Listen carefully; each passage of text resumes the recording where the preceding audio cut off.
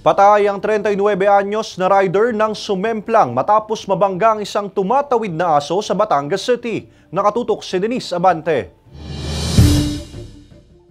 Hindi na natuloy sa pagpasok sa trabaho sa isang convenience store ang 39 anyos na lalaking ito matapos umanong mabangga ang isang tumatawid na aso at sumemplang sa kalsada sa Barangay Libho, Batangas City pasado alas 9 ng gabi noong Biyernes. Ayon sa pulisya, natamaan ng motorsiklo ng rider ang aso at nawalan na ito ng kontrol sa kanyang minamanehong sasakyan. Siya po ay tumilapon kasama po yung motor niya. Siya po ay naka-helmet, maayos po ang kanyang pananamit at lahat po. At siya po ay papasok sa trabaho so wala po siyang sign na siya po ay under influence ng likor. Hindi na nakita pa ang nabanggang aso matapos ang insidente. Nagawa pa raw isugod sa ospital ang biktima ngunit kalaunay binawian na rin ang buhay ayon sa pulisya. Dahil sa nangyaring aksidente, mas paiigtingin pa raw ng Barangay Libho ang panghuhuli ng mga ligaw na aso sa kalsada lalo na't umiiral ang ordinansa sa lungsod na mahigpit na ipinatutupad ang Republic Act 9482 o ang Anti-Rabies Act of 2007 kung saan mahigpit na ipinagbabawal ang mga ligaw na aso.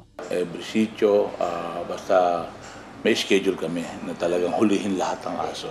Walang makakahingi sa akin kahit sino. Hindi po kami titigil.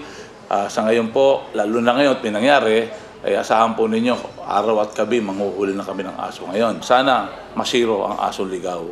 At kung sila pa ay talagang hindi tatalima, ay kakausapin ko ang mga may aso ng bahay-bahay para naman tayo makaiwas sa mga ganitong laking problema. Sinisika pa ng GMA Regional TV, Balitang Southern Tagalog na makuhanan ng pahayag ang pamilya ng nasawing rider. Kasama si J. R. Manjares, Denise Abante, Balitang Southern Tagalog.